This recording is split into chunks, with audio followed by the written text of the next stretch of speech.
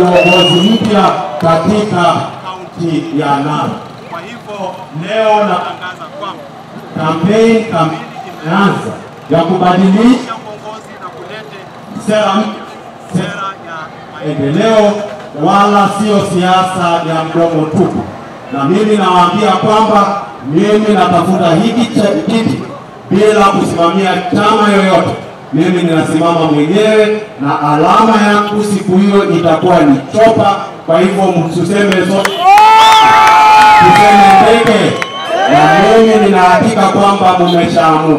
Kwa miaka miwili nimewatembelea makanisani, nimekuja kwenu kula chakula, nimetembelea nyinyi shule na nimeona shida zenu zote.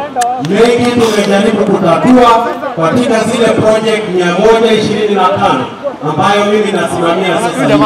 Nimeona kwamba Narok ina haja, kwa sababu Narok ni kaunti ya mali mingi lakini ina umaskini ya uongozi. Kwa hivyo hatuendi kwa uongozi wa kuangalia nyuma, hatuendi, hatutaki adili za hapo zamani za kale mlipokuwa ili watoto wanataka kujua kama kesho watasoma.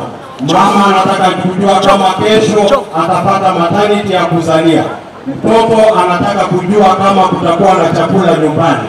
Na hayo ndio mambo ambayo mimi ninataka kuleta mabadiliko. Mtu wa Narok, ninawapenda sana na najua mnanipenda. Kaunti mzima popote mnaponisikia, tokeni siku ya tarehe 4 mwezi wa 3. Tuaibishe shetani na tueleze siku mpya. Maana mchana mpya umekaribia. Mchana wa mafanikio na mchana wa maendeleo. Na mimi nitawaongoza bila mapendeleo, bila chuki, bila hasira, kwa sababu nawapenda nyote. Na Mungu Mwenyezi awabariki siku leo na siku zote. Asante sana.